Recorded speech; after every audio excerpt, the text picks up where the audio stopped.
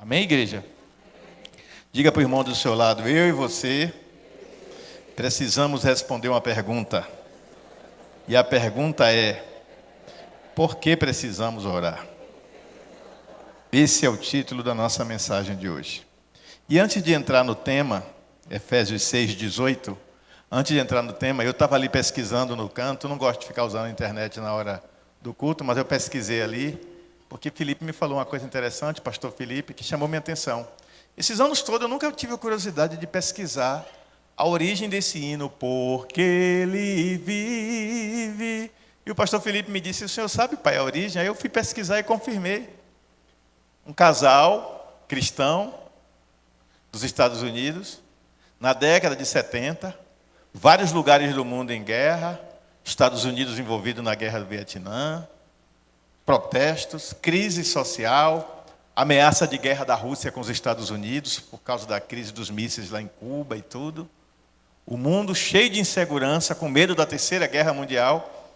Aí o irmão, que era líder de um grupo musical, de um trio musical, adoece de uma doença grave, sabendo que pode morrer, que pode deixar a viúva. Já tinha 2 filhos, o terceiro filho chegando.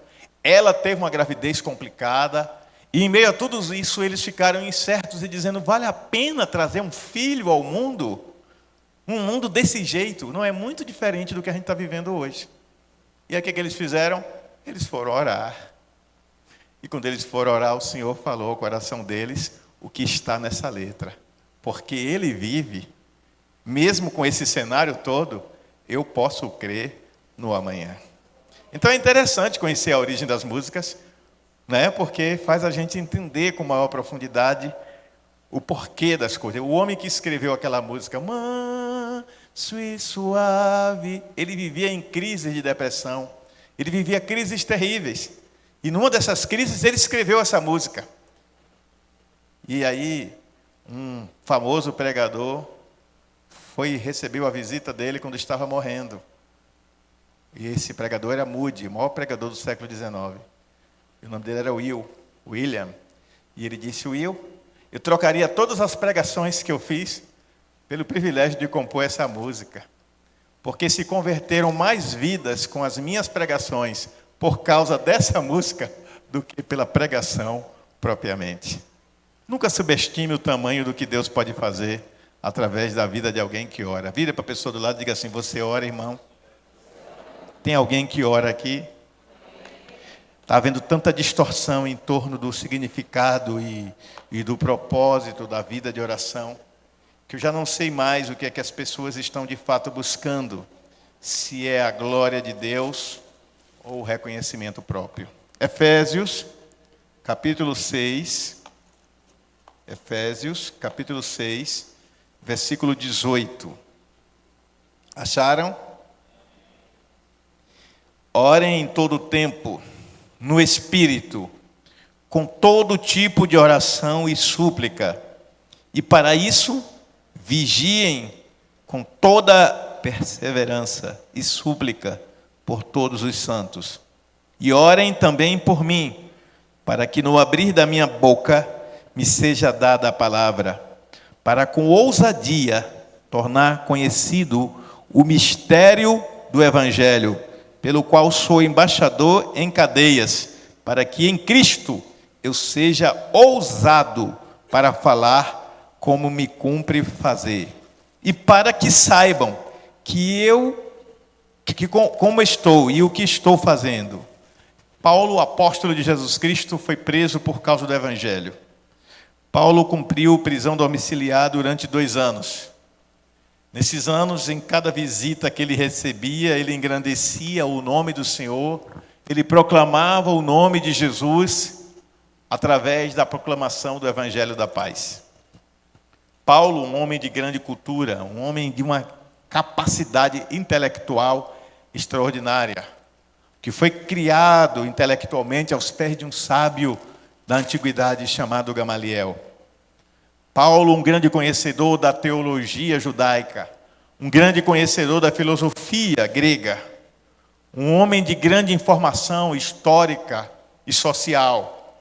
Ele se curva diante disso tudo e diz que tudo o que ele tem E todo o conhecimento que ele acumulou foi apenas um aio, foi um guia, foi um condutor para ele chegar a Cristo. Paulo tinha uma compreensão espiritual de que a nossa jornada terrena nada mais é do que um treinamento, uma capacitação para algo maior que nos aguarda na eternidade. Compreender a grandeza do que está por vir, a grandeza do reino de Deus, nos leva a dimensionar que tudo que parece grande nesse mundo, na verdade é pequeno, é ínfimo, é nada, é insignificante diante da grandeza da eternidade de Deus. E Deus, na sua sabedoria e graça, Ele estava muito bem lá com os seres espirituais, mas por alguma razão que só Ele sabe explicar, Ele decidiu criar um ser espiritualmente à sua imagem e semelhança. Diz a palavra que o mundo que vivemos hoje era disforme, ele não tinha forma. E é curioso quando você começa a estudar a morfologia, a forma dos planetas, e você descobre que na Via Láctea existem 8 planetas, 4 deles são gasosos. Então esses planetas ainda não têm forma sólida. E a Bíblia diz que a Terra era sem forma e vazia. Mas aí Deus se manifesta e libera a palavra. E quando a palavra é liberada, pela palavra dele não é magia, é palavra que cria, é palavra que gera vida, é palavra que traz à existência o que ainda não existe. Pela palavra liberada, ele diz haja, ele fala. E quando ele fala, quando Deus fala, algo acontece. Ele diz haja extensão de terra, haja extensão e separação das águas, haja, e tudo que ele disse haja, veio existir. E quando chegamos no Novo Testamento, encontramos Jesus como essa palavra, essa mesma palavra que foi liberada, assumindo a forma humana, no ventre de uma mulher, que não tinha tido relacionamento com homem, pela palavra, determinou Deus, engravide, e da palavra ela engravidou. E o mesmo Deus que trouxe à existência a vida na terra, incluindo a nossa humana, ele trouxe à existência um ser humano, sem contato com outro homem, no ventre de uma mulher. E ele coloca no espírito desse homem o seu próprio espírito. Esse homem é a essência manifestada de Deus na forma de homem. Ele é Deus encarnado, é Deus que se fez carne para se comunicar com a humanidade. E mesmo sendo Deus, o apóstolo Paulo, novamente Paulo, esse sábio Paulo, esse instrumento de Deus chamado Paulo, escrevendo aos crentes da cidade de Filipos, aos filipenses, ele vai dizer, ele não teve por usurpação ser igual a Deus. Sabe por quê? Usurpar é tomar um lugar que não é seu. Quando há um golpe de Estado e um presidente é deposto e um militar toma o lugar, ele usurpou. Quando um rei é tirado e outro toma o lugar, é usurpar. Ele não teve por usurpação ser igual a Deus, porque ele é Deus. Embora muitos tentem negar, Jesus Cristo é Deus que se fez carne. E aí o que acontece? Sendo Deus, ele se faz homem. E a Bíblia vai dizer em Filipenses 2 que ele se humilhou a si mesmo, assumindo a forma de homem. Ele se reduziu da grandeza da glória para a diminuta e limitada forma humana. E como forma humana, aí está um grande mistério da fé. Ele é Deus que está em toda parte, não é verdade? Ele é onipresente, ele está aqui, ele está em todo o universo, ele é onipresente. Ele estava em Cristo, mas ele estava em toda parte. E Jesus, para nos ensinar um princípio de autoridade espiritual, diga, princípio de autoridade espiritual. Jesus ensina que para obtermos êxito na vida espiritual, para nos movermos no mundo espiritual, obtermos êxito e nos movermos. Eu vou falar sobre isso um pouco mais. Nós temos que aprender a falar com Deus. E falar é também chamado, segundo o nosso dicionário, orar. É tanto que aquele que fala por um grupo, numa formatura, por exemplo, é o orador. Orar é falar. Orador é aquele que fala. E quando a Bíblia diz que você precisa orar, o que a Bíblia está dizendo é que você precisa falar. Falar com quem? Com aquele que tem poder e autoridade para liberar a bênção que você precisa. Não necessariamente o que você merece, mas o que você precisa. Porque nós vivemos na era da graça. Graça significa favor que eu não mereço, favor imerecido. Então vivemos na era em que pelo sacrifício de Jesus eu tenho acesso a Deus. E eu clamo a Deus pelo nome de Jesus, e por causa deste nome, eu tenho acesso à presença do Pai, que libera a bênção mediante a minha fé no seu Filho. Que coisa magnífica! Eu não tinha esse acesso, mas agora eu tenho, porque pelo nome de Jesus, quando eu tenho fé, e quando eu me movo por princípios, diga, tenho fé e me movo por princípios. Pelo nome de Jesus, bênçãos são liberadas. Por que tenho fé e me movo por princípios? Tiago vai explicar. Pedis e não recebeis, porque pedis mal para gastardes em vossos deleites. O que é pedir? É falar de algo que está precisando. Mas Jesus Cristo não disse que se orássemos com fé e crêssemos em nosso coração, pediríamos o que quiséssemos e nos seria feito? Sim, mas nós não somos movidos por vaidades, nós somos movidos por princípios. Então, sempre que um cristão pede algo que está fora do parâmetro e do princípio da palavra, ele está fora dos princípios de Deus. Mas aquele que é guiado pelo Espírito de Deus, como eu disse na quarta-feira na aula, aquele que é guiado pelo Espírito de Deus é aquele que é nascido de Deus. E aquele que é nascido de Deus e guiado por Deus, ele tem a mente de Cristo. E o que é mente de Cristo? É mente ungida. Porque Cristo quer dizer ungido. Ungido de Deus. E quando você tem Cristo como Senhor da sua vida, a sua mente é ungida. E o que isso tem a ver, pastor? É que a mente ungida, ela se torna espiritualmente sensível. Eu vou explicar de uma maneira aparentemente banal, mas de uma maneira simples para que todos entendam. Se você tem uma antena instalada na sua televisão, e a antena não está posicionada corretamente, a imagem não fica distorcida? Sim ou não?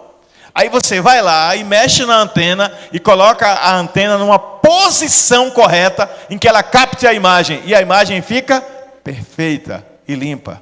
Nós, neste mundo, precisamos nos posicionar no lugar certo, segundo a palavra. Quando nos posicionamos enquanto pessoas, indivíduos, enquanto membros de uma família, pai, mãe, filho, enquanto servos de Cristo na igreja, neste mundo corrompido que vivemos, quando nos posicionamos, quando tomamos posição, quando assumimos postura, quando adotamos comportamento de acordo com os princípios da palavra, então não vamos pedir nada que não seja necessário, não vamos seguir nenhuma direção que não seja para a glória de Deus, e aí o Espírito de Deus vai manifestar a sua glória através da nossa vida. Deus quer usar vocês. Deus quer usar vocês em cura. Deus quer usar vocês em cura. Deus quer usar vocês em cura. Deus quer usar vocês em cura. Cura do físico e cura da alma. E acreditem, a mais difícil é a da alma. Porque a cura do físico, Deus vem, intervém, faz o milagre e cura. Mas a da alma, às vezes é uma luta de anos.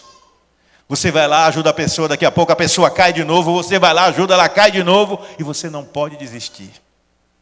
Porque você foi levantado para isso. Para ser um instrumento de Deus. Eu olho para o irmão Miller, esse trabalho lindo que ele faz com o Ame Mais e a sua equipe, com as pessoas de rua. Se ele fosse esperar retribuição e permanência, já tinha desistido, não é, meu irmão? Então não pode haver a expectativa da retribuição nem da permanência. Vai ter casos que ele vai ajudar e a pessoa vai parecer que vai bem. Um belo dia a pessoa cai de novo. Tem uma pessoa que ele ajudou, eu conheço muito bem, e que ele tinha um problema sério com álcool. E ele estava muito doente. E Miller fez uma campanha, irmãos da igreja ajudaram, essa pessoa foi ajudada. Não é verdade, Miller? E a perna dele era uma vergonha, não era? Mas ele caiu de novo. Ele não é crente. E o que dizer dos crentes que não estão com a perna ferida, mas estão com a alma ferida, cheias de rancores, de mágoas, de ressentimentos, de sentimentos limitadores que os impedem de avançar na caminhada e de crescer em direção à estatura de varão perfeito que é Cristo Jesus. Deus está nos desafiando a voltarmos ao primeiro amor. Diga, primeiro amor é o começo de tudo. Então o título da mensagem é: por que precisamos orar? Existe uma frase famosa que eu vou citar aqui, que é de um dos maiores instrumentos que Deus usou na Inglaterra, que é o George Miller, o homem que era um homem usado na oração, um homem que era referência na Inglaterra em sua geração, como homem de oração. Ele tem um livro famoso chamado 50.000 orações respondidas. Ele foi chamado para pregar nos Estados Unidos. Quando ele estava num navio, viu uma tempestade. O barco ia afundar. Tudo indicava. Todo mundo desesperado e com medo disseram: capitão, está entre nós aquele famoso homem de oração. Que tal chamá-lo para ele orar? Ele disse: eu conheço o mar, oração nenhuma vai parar isso. Assim mesmo chamaram Miller. Miller ajoelhou e orou diante de todos os marujos, os marinheiros. E quando ele terminou de orar, o céu se limpou e não choveu mais. A tempestade acabou. O capitão veio se ajoelhar para orar também. Eu quero orar também com o senhor. Ele disse: não, capitão, não precisa. Primeiro, porque o senhor não crê. E segundo, porque Deus já respondeu. Deus não está à procura de homens sábios, de homens intelectuais, de homens enriquecidos, de homens bonitos ou mulheres bonitas, de pessoas poderosas. Deus está à procura de homens e de mulheres de fé. Jesus perguntou: quando o Filho do Homem voltar, por acaso achará fé na terra?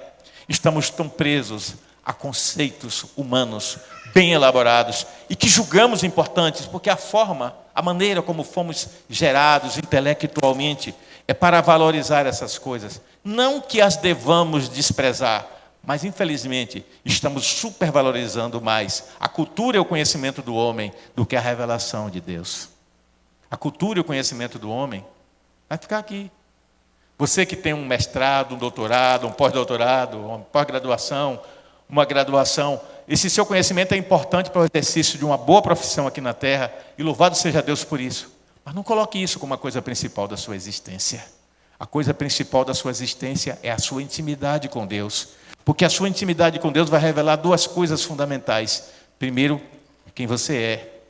E segundo, quem Deus é. E quando você souber quem você é, segundo a revelação do Espírito Santo, pelo fruto da sua intimidade, e você conhecer mais sobre quem Deus é, aquilo que hoje é fraqueza em sua vida, aquilo que hoje é tentação, aquilo que hoje é a arma pela qual o diabo tenta te derrubar, vai ser vencido no estalar de dedos pela palavra da fé. Porque é a palavra da fé, e não palavra mágica, é a palavra da fé alinhada, posicionada de acordo com a palavra de Deus, que gera o sobrenatural de Deus. No entanto, vivemos uma época de superficialidades, em que palavras como esta que eu estou pregando, embasada na Bíblia, ela não desperta tanto interesse. Desperta interesse o espetáculo. O Power of the King, não sei de que lá, é mais interessante do que ouvir a sã doutrina da palavra de Deus. Rir com quem zomba da palavra de Deus é mais interessante do que se deixar tocar e se quebrantar pela palavra do Senhor. Deus está à procura de homens e de mulheres que decidam ser santos segundo a sua palavra. Deus está à procura de homens e mulheres que queiram pagar o preço de negar a si mesmo para segui-lo. Pois Jesus disse: todo aquele que quiser vir após mim, negue-se a si mesmo, tome cada dia a sua cruz e siga-me. Precisamos morrer para o nosso querer, para que o querer de Deus se manifeste ao mundo através de nós.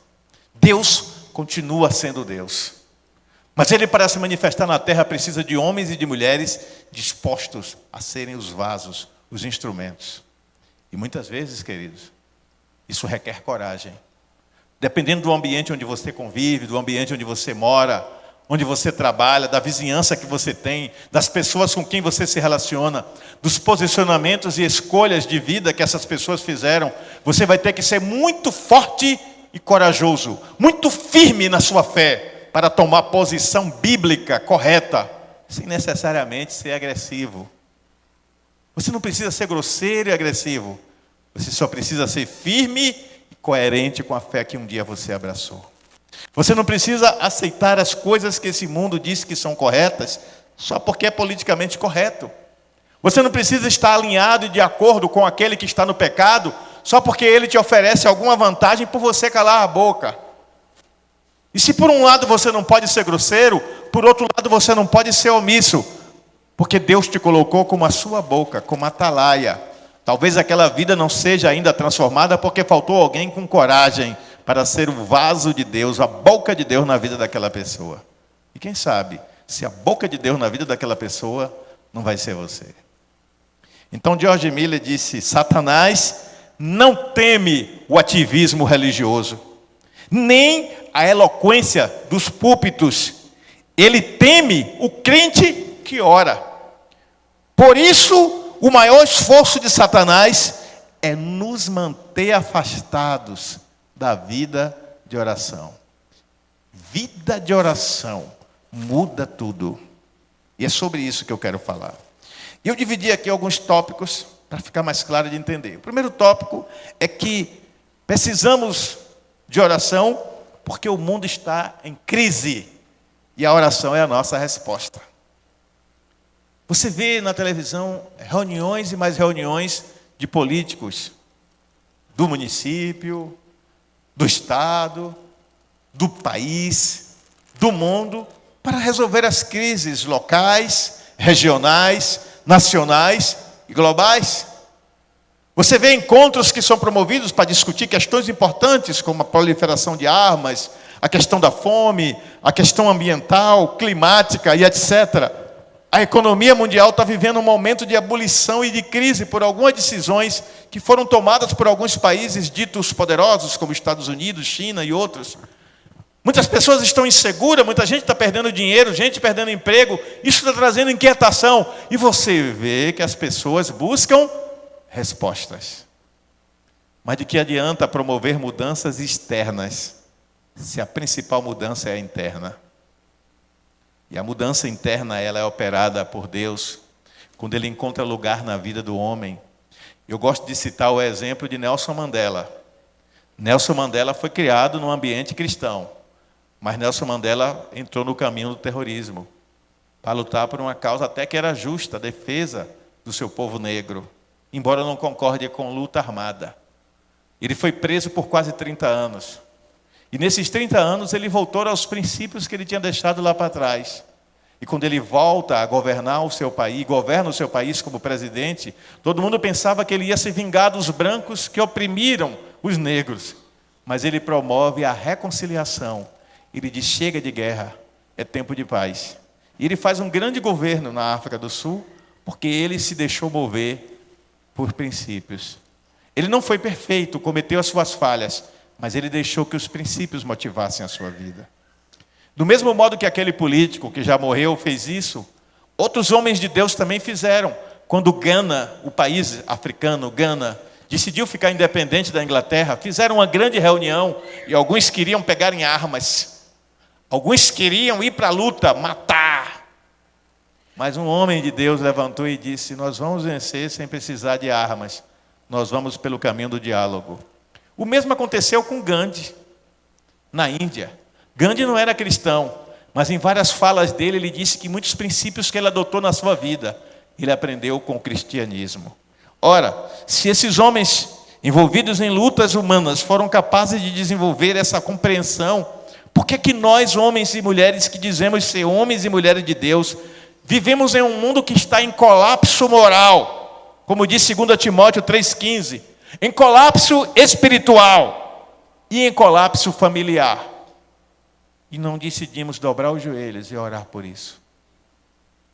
Por que ficamos preocupados em ler bons livros de psicologia, adotar boas terapias? Não que eu estou dizendo que essas coisas sejam ruins, mas essas coisas são apenas complementos. A essência da transformação vem pela manifestação do Espírito de Deus em nossa vida. Porque o salmista vai dizer que se o Senhor não edificar a casa, em vão trabalham os edificadores. Todos os bons terapeutas, os bons psicólogos, são homens e mulheres que Deus tem usado para abençoar pessoas. Mas se Deus não estiver no negócio como a liga que amarra, nada é duradouro, nada é permanente.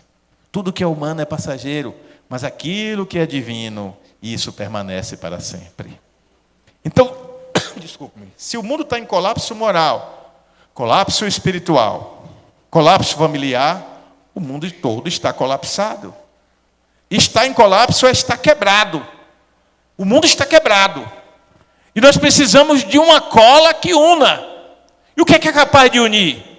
Só Jesus Cristo é capaz de sondar os corações, de conhecer as reais intenções. E essa manifestação se dá pela palavra. O escritor dos Hebreus disse que a palavra de Deus é mais penetrante do que uma espada de 2 gumes.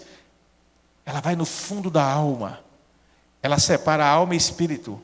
Ela separa o que é emocional do que é espiritual. Ela separa o que é essencial do que não é essencial. E para ter esse discernimento, meu irmão e minha irmã, na hora de ministrar a palavra, nós precisamos ter conhecimento de Deus. Porque não temos a telepatia, a capacidade de ler a mente do outro. Mas servimos a um Deus que tudo sabe e tudo vê. E quando você decide ter intimidade com esse Deus, Ele revela a você coisas que você nem sabe. Ele te usa de um modo quase inconsciente que você nem percebe. De repente a sua boca começa a soltar palavras e você diz, eu não sei por que eu estou falando essas coisas, mas aquele que habita em você sabe por que Ele está usando você para falar aquilo. E aí, para sua surpresa, a pessoa abre a boca e diz assim, meu Deus, parece que você leu a minha vida toda. Porque não existe mistério maior, revelação maior do que aquela que o Espírito Santo de Deus faz neste mundo. Abra o seu olho, porque o espírito de engano está operando no mundo. Quando eu trabalhava na prefeitura, eu estacionava meu carro ao lado de um local que tem lá o nome fulano de tal. E tinha uma placa dizendo, traga o seu amor em 3 dias. Resolva os seus problemas espirituais e abra os seus caminhos. E tem muita gente que acredita. Quando o profeta Samuel morre, o rei Saul vai consultar uma pitonisa. O que era uma pitonisa? Uma feiticeira, uma adivinha, uma vidente. E aí Satanás se manifesta e diz que é Samuel. Mas a Bíblia diz que Saul não viu nada.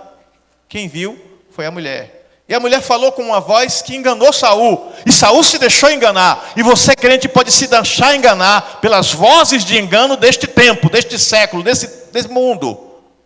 Vozes muitas vezes disfarçadas de religiosas. Vozes que muitas vezes tentam te levar para um caminho de engano, de falsa espiritualidade. Mas não há verdadeira espiritualidade fora da presença de Deus. Não há verdadeira espiritualidade fora da manifestação do Espírito Santo. Não há verdadeira espiritualidade que não venha de Cristo. E ela se manifesta através de uma vida de oração, que é vida de intimidade. Eu posso ouvir um amém? Diga, vida de oração é vida de intimidade. E o que dizer das estratégias humanas? Eu tenho falado muito sobre isso. Estratégias humanas são limitadas. Sem intervenção divina, nenhuma delas dá certo. Nós entramos na visão celular e durante um tempo nós explodimos em crescimento, chegamos a mais de 1000 pessoas. Aí abrimos as igrejas estrategicamente, as igrejas prosperaram. Mas muitos líderes morreram espiritualmente.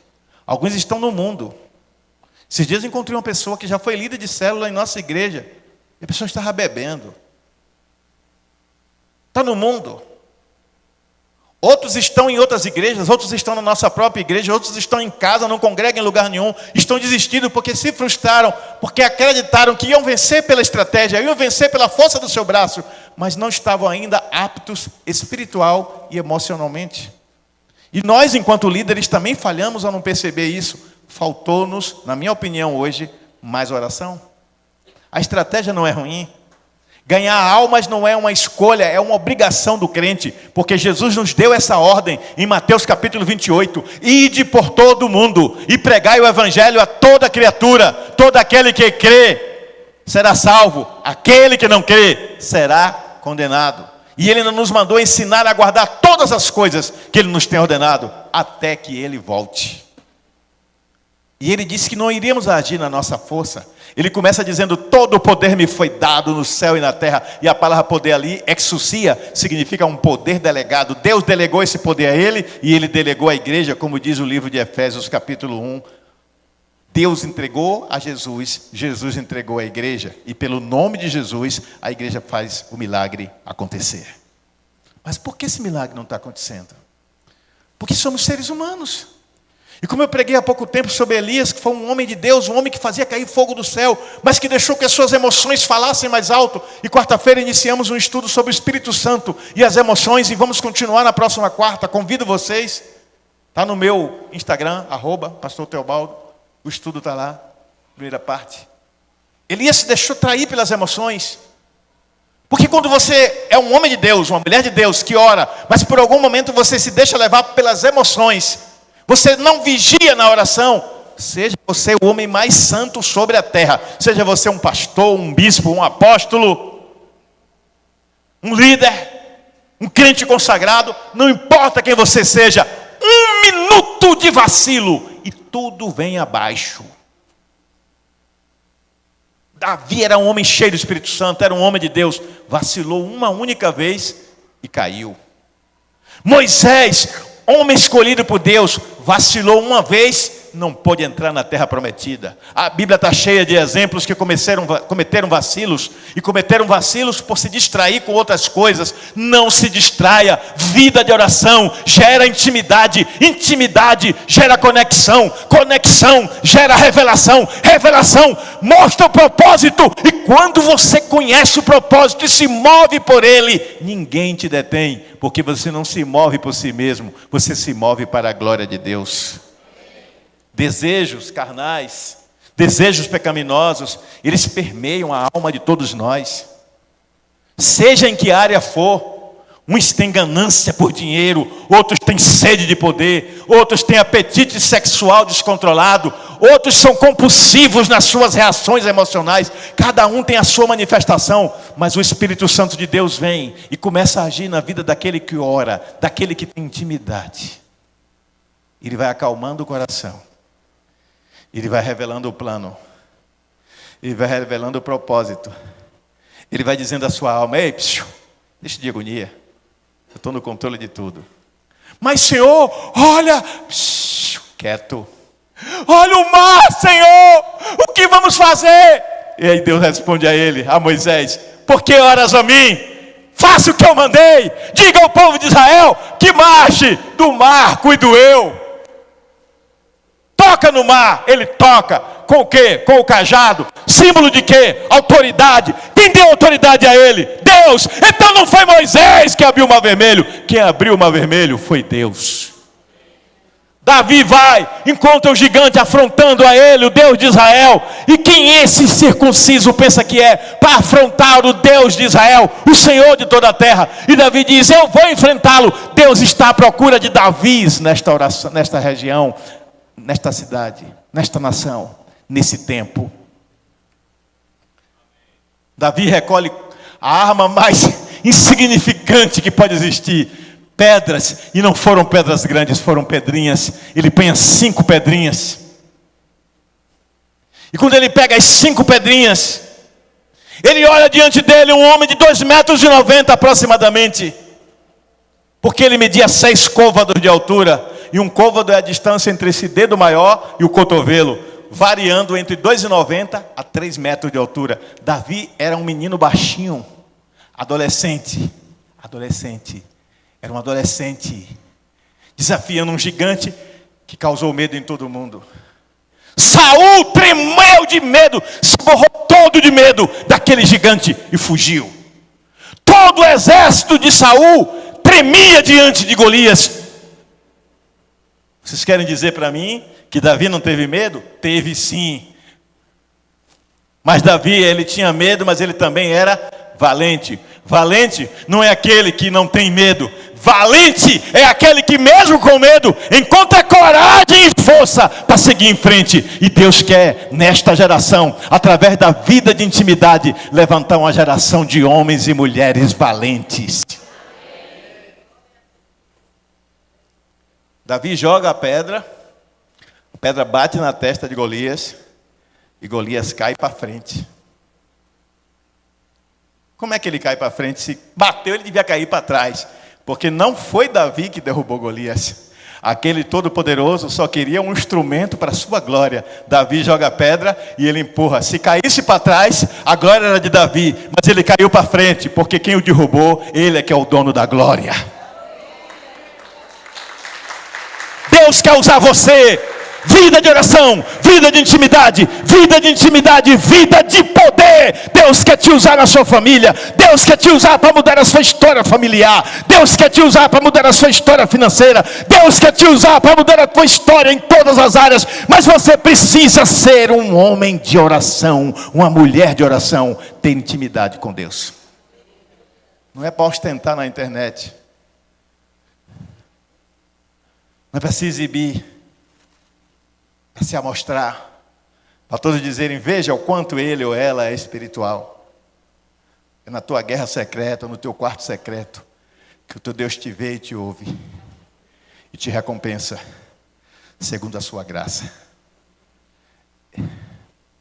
Vai ter vezes em que você vai orar por algo desesperadamente, e ele não vai te ouvir, ele não vai te responder. Ele não vai fazer o que você pediu. Você vai pedir oração a milhares de pessoas vão orar e não vai mudar aquela realidade. Porque no plano e no projeto dele, aquela realidade precisa ser do jeito que é. Pedro vira para Jesus, quando Jesus disse que o Filho do Homem vai ser entregue e morto, ele diz, não aceite isso, Jesus. Jesus vira para ele e diz assim, para trás de mim, Satanás, porque te levantas contra os planos e propósitos de Deus. Se Jesus não morresse na cruz, não teríamos a salvação. Ele não teria ressuscitado. E tem muitas vezes que coisas, entre aspas, ruins, presta atenção, igreja, coisas ruins, entre aspas, acontecem em nossa vida, dentro de um plano maior e de um propósito maior de Deus para nós e para o seu povo, que nós não entendemos, porque só enxergamos o óbvio, só enxergamos o agora, só enxergamos o que os nossos olhos veem. Mas o homem que tem vida de oração, o homem que tem vida de intimidade com Deus, ele tem um coração pacificado, ele tem alma tranquila. Ele pode até não entender tudo que está por vir, mas ele é tomado por aquela paz que excede todo entendimento e que guarda os nossos corações em Cristo Jesus. Quantos recebem essa palavra? Eu lembro que a irmã Lourdinha, da família que é dona da Metalúrgica Peixinho, em Petrolina, congregou com a gente muitos anos. Hoje está congregando em Petrolina. Minha amiga, eu gosto muito dela. E ela orava num grupo de oração de mulheres que se organizou. Esse grupo só tinha mulheres cujos maridos não eram crentes. Oravam toda semana.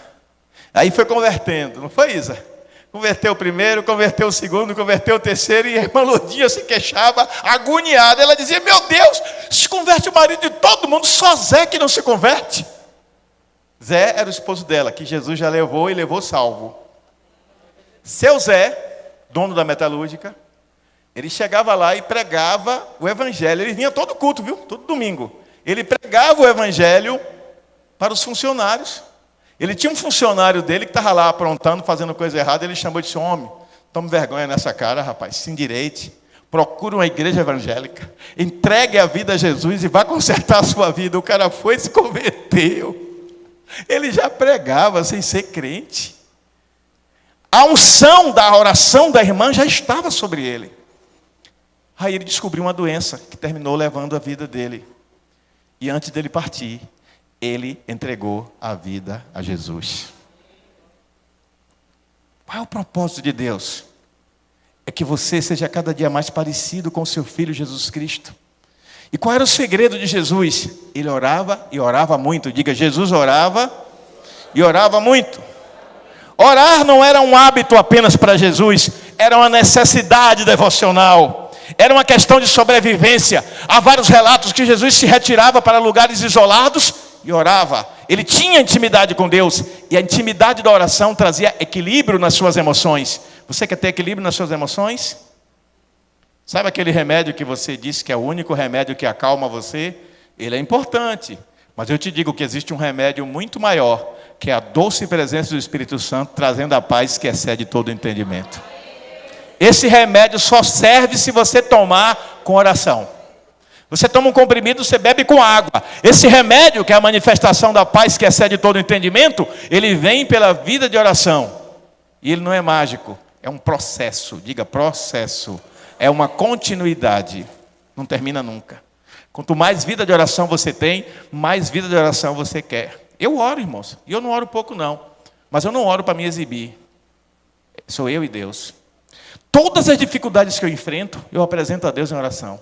Meu coração, às vezes, as pessoas ficam, Senhor, estou em paz. Coração pacificado. Aquilo ali, ó, aquele cantinho ali da igreja, está vazando, eu já paguei 2 profissionais para consertar. Não fizeram bem feito. Eu gasto dinheiro, gasto material, sai mal feito, toda vez vaza. Há dias que eu venho tentando achar um profissional para consertar aquilo ali, que é a manta no telhado de aço aqui, que com o tempo o sol empenou. Procurei 5. Disse que vem amanhã. Aí eu olhei para o céu e vi tudo fechado para chover. Eu disse, Deus, nós não consertamos ainda. A igreja é tua. Eu só sou o zelador. Eu sou o zelador. Eu não vou entrar em desespero e nem vou murmurar. Não podemos estragar o som, não podemos estragar o trabalho que fizemos. Eu rogo ao Senhor apenas uma coisa. Segure a chuva aí um pouquinho. Mas se chover, que seja tudo para a glória do Senhor. Paulo orou para que o espinho da carne fosse tirado dele. Orou 3 vezes. Quem aqui questiona que Paulo era um homem de oração? Era ou não era? Era.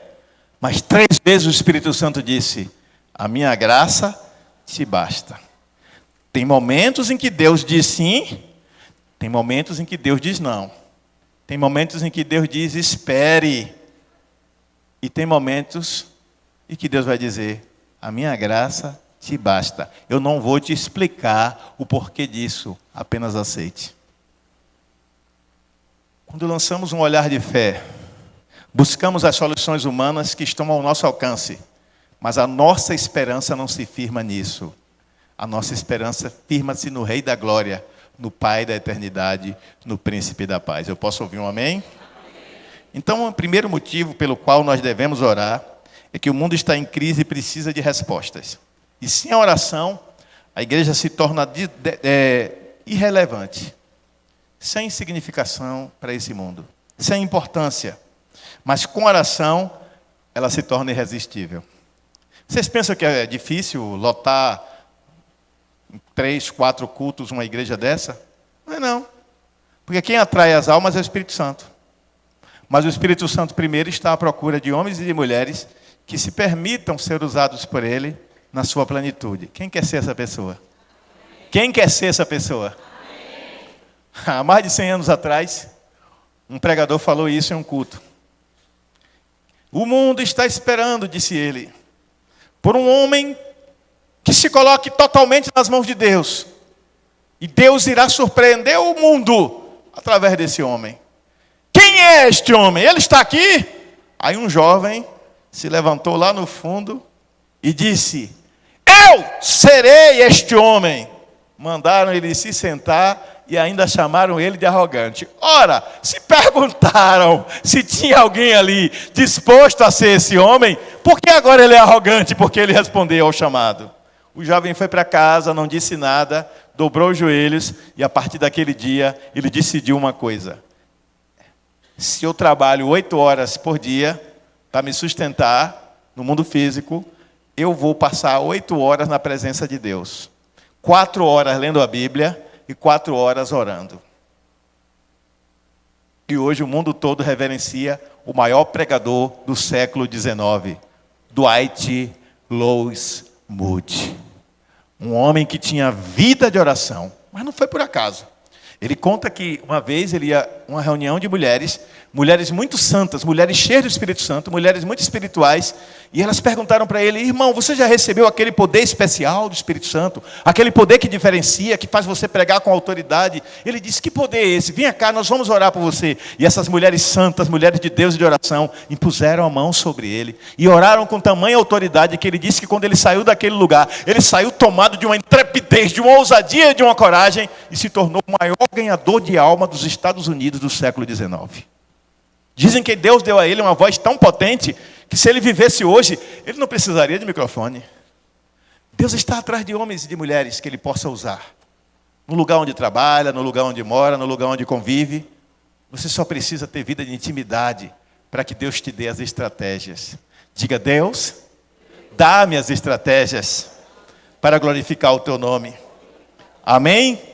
Segundo ponto pelo qual precisamos orar, é que a oração é o que nos mantém de pé. Diga, a oração é o que me mantém de pé. E como é que isso se dá? Mateus 6, versículo 6, mostra que isso se dá no lugar secreto, na vida de intimidade secreta. Vai ao teu aposento, vai ao teu lugar secreto, ore ao teu Pai, Ele te ouvirá e te recompensará. O crente que quer ter êxito na vida espiritual, ele precisa ter um momento de lugar secreto. O que é o lugar secreto? Não é um lugar físico. Não é um lugar físico permanente, mas é um lugar físico onde você fica a sós com Deus. O lugar secreto pode ser o meu lugar secreto. O meu lugar secreto é pegar o meu carro, quando podia, né? E ir para um lugar, cansei de fazer isso. O meu lugar secreto é escolher um lugar. Dia desses eu escolhi o meu lugar secreto, aquele local que o povo tira foto, lá na Orla Nova. E eu fui para lá orar, no pôr do sol. Senti vontade de fazer isso. E o pôr do sol vindo, a coisa mais linda. Alguém aqui já foi assistir o pôr do sol ali? É lindo. E eu estava lá, discretamente, umas pessoas assim. Eu fui para um cantinho bem isolado e estava ali orando. Daí a pouco, por isso que lugar secreto é bom, um lugar isolado. Daí a pouco uma mãozinha bate no meu ombro. Quando eu olho, uma irmã lá do Juazeiro 4. Pastor, estou fazendo o que aqui? Eu disse, eu vim orar. Ele disse, eu também. Não pense que é só você que tem intimidade com Deus, não, viu? Não seja presunçoso a esse ponto. Porque Elias, quando ele chegou para Deus e disse, mataram os seus profetas, só eu restei te obedecendo. Deus disse, tem 7.000 joelhos que nunca se dobraram a Baal. Então tem outras pessoas que você não conhece, que não ficam alardeando, que não postam na internet, que não ficam falando, e que tem seu momento com Deus. E quem tem que ver está vendo, que é Deus. Tem sua intimidade, tem sua vida relacional, sabe colocar os seus problemas diante de Deus. Eu lembro de uma vez que eu aconselhei uma determinada irmã, de uma cidade aqui perto, pela internet. Não conhecia essa irmã, nunca tinha visto na minha vida, mas uma pessoa conhecida dela me conhecia e disse que ela me procurasse. Ela me procurou pelo Facebook e nós conversamos. E ela disse, pastor, eu estou passando por um problema assim, assim, assim, assim. E ela me confidenciou uma área da vida dela que ela sempre caía, uma área que ela era fraca, que ela sempre caía nessa área. E eu disse a ela, você já orou ao Espírito Santo, já falou com o Senhor sobre essa área e como você gostaria de vencer? Ela disse, eu tenho vergonha de me dirigir a Deus e falar sobre isso. Eu disse, por acaso tu acha que Deus não sabe? Mas Ele está esperando a sua disposição em no seu lugar secreto, colocar diante dEle a sua necessidade, a sua angústia, a sua luta. Porque no momento em que você faz isso, Ele vai te ajudar a se manter de pé. Ele vai te mandar a unção necessária para que se cumpra na tua vida aquilo que está escrito na palavra, resistir ao diabo, e ele fugirá de vós. Então o segredo está na resistência. E como é que se resiste ao diabo? Pela oração. Mateus capítulo 11. E foi Jesus levado pelo Espírito ao deserto. Foi o Espírito que levou, o Espírito Santo. E no deserto ele passou 40 dias e 40 noites sem comer e sem beber, em jejum e oração. E a Bíblia diz que durante esses 40 dias e 40 noites, todos os dias, Satanás veio tentar Jesus em alguma área. Mas Jesus Cristo, diz a palavra, resistiu ao diabo pela palavra. Quando o diabo vinha com a tentação, sabe o que ele fazia, Ruth? Ele dizia, está escrito. E aí o diabo, pá, corria. Olha depois, olha o diabo de novo, porque o bichinho não desiste. Chegaram para a irmãzinha e disseram, a senhora vê virtude em todo mundo. Eu vou lhe dizer uma pessoa que não tem virtude. Ela disse, quem? O diabo, bichinho trabalhador. Não sossega. Todo dia está tentando a gente. Bichinho é trabalhador. Se o crente se dedicasse, como o diabo se dedica para derrubar, se dedicasse em buscar o Senhor, ninguém derrubava esse crente. Porque ele não desiste. Ele é cara de pau, ele vem o tempo todo. Ele tenta derrubar de um lado, tenta do outro. Hoje eu vi uma reflexão bem interessante, onde o camarada dizia que muitas vezes a tentação, o instrumento do diabo está bem perto de nós, por alguém que vacilou, alguém que se distraiu. E ele contou a história de Eva. Satanás não conseguiu derrubar Adão. Adão estava focado no propósito. Às vezes você está focado no propósito. Vida de oração gera vida de vigilância. Jesus Cristo disse, orai e vigiai. Não foi isso? Não! Vigiai e orai. Porque quem vive em oração, vive vigiando, vive atento, qualquer normalidade. Pai, em nome de Jesus, eu estou percebendo que alguma coisa não está certa ali com aquele pessoal que está em pé ali atrás. O que é que está acontecendo, Senhor, com aquele pessoal que está em pé, se tem tanta cadeira vazia? Eles vão se distrair, se tiver um barulho lá fora, eles deviam entrar e sentar. Estou mandando indireta para eles. Receba. Quando você vigia, você observa, você percebe a realidade. E quando percebe a realidade, você discerne, você sabe exatamente pelo que orar. Você não sai atirando de espingarda, como dizia um famoso pregador americano. Você não sai atirando de espingarda, pá, pá, pá, esperando que alguma bala atinja, algum chumbinho atinja. Você atira de rifle, você escolhe o alvo, você mira nele, pá, derruba o alvo preciso. O inimigo quer que você se distraia com coisas menores, insignificantes e sem importância. Mas quando você adquire o hábito do lugar secreto, do momento a sós com Deus, o milagre acontece.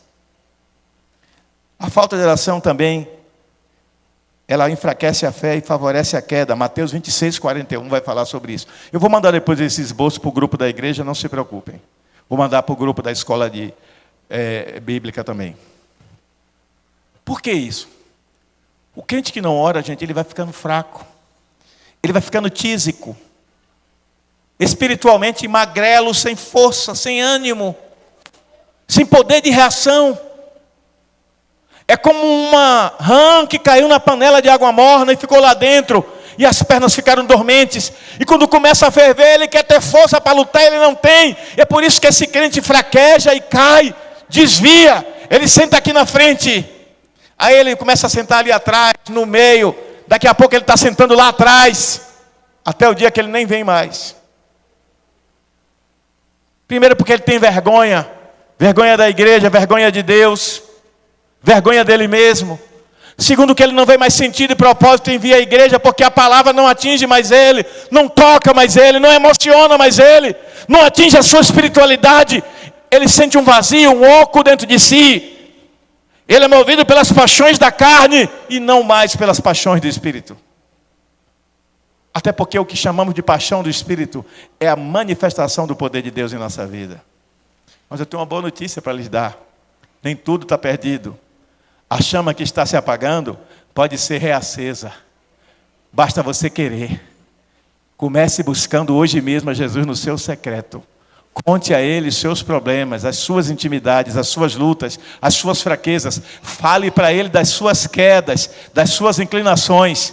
Fale de tudo que você faz, que só Ele vê. E que é pecado, você sabe, Ele vê. Ele não precisa negar para Ele. Diga, Pai, Tu sabes que eu tenho feito isso e isso. Isso está fora da Tua palavra, eu não queria fazer. Me ajude a ser forte. Se isso da minha vida é mais forte do que eu, dá-me a força para vencer. Acredite-me.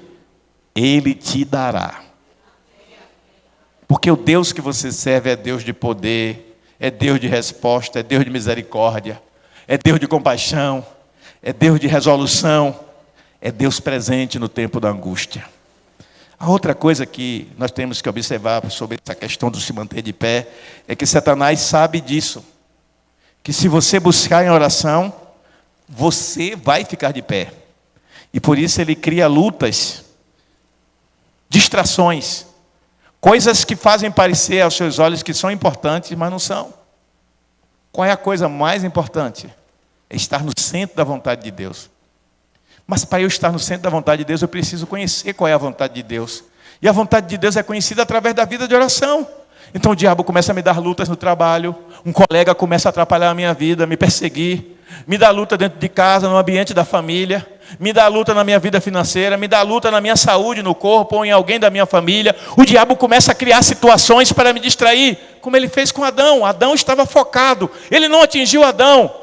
Aí ele vai, como eu ouvi hoje o pregador falando, ele vai e tenta Eva, ele consegue com Eva. Com Eva ele se manifesta como uma serpente, cheio de dentes pontiagudos, de cauda. Ele se manifesta na serpente, mas quando ele vai falar com Adão, ele fala pela boca de Eva. Porque ele já havia conquistado a mente de Eva, a emoção de Eva, a alma de Eva. E às vezes um próprio irmão da igreja, uma própria irmã da igreja, alguém que se diz crente, ou alguém que se não é crente, se diz muito seu amigo, acaba sendo, às vezes, sem nem perceber, não é que a pessoa faz de propósito, ela deu brecha, um instrumento para desviar você do plano e do propósito e gerar a distração. Deus não quer que você se distraia. Deus quer que você se mantenha no propósito. E para conhecer o propósito, você precisa ter vida de oração. Posso ouvir um amém? Glória a Deus. Outra coisa sobre essa questão de ficar de pé, é que se a sua vida de oração está fraca, a sua vida espiritual vai permanecer fraca. Não espere que alguém ore por você e você fique forte. Júnior, vem cá. Sobe aqui ligeiro, dá um pulo aí, sobe ligeiro. Bota a mão aqui na minha cabeça. Júnior é um homem de muita oração, um homem de intimidade. Irmão, Júnior, olha aqui por mim. Jesus, eu estou sentindo. Jesus, eu estou sentindo. Está sentindo coisa nenhuma? Isso é emocionalismo barato. Se você não tiver vida própria de intimidade com Deus, pode o homem mais santo do mundo botar a mão e orar por você, não vai mudar nada. Base bíblica tem de sobra. Vou citar uma. Ezequiel 18. Se um homem viver em pecado, praticando toda imundície, e ele morrer, ele será condenado. Mas se o filho desse homem, olhando para o que o pai fez, tiver vergonha e tiver uma vida santa, será salvo.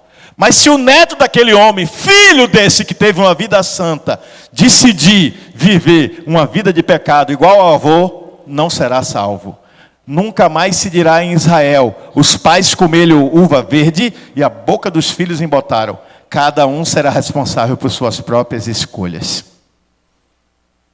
Não adianta o pastor orar por você, aquele irmão, aquela irmã santa orar por você, aquele pregador famoso do Brasil todo, que de verdade é um homem de Deus, e foi a um congresso lá em São Paulo com ele, e voltou numa emoção, meu Deus, voltou soltando fogo pelas ventas, como diz manhinha, voltou cheio de unção. Uma semana depois, voltou para a mesma vidinha medíocre e miserável espiritualmente de sempre, porque sem vida de intimidade não existe permanência. Diga, permanência. Pega essa palavra, pega essa visão, permanência. Jesus Cristo disse, no livro de João, capítulo 15, se vós permanecerdes em mim, e as minhas palavras permanecerem em vós, pedireis o que quiserdes, e vos será feito. Posso ouvir um amém? Semana que vem, eu dou prosseguimento a essa maravilhosa mensagem, ainda falta 3 tópicos, e eu não quero cansar vocês.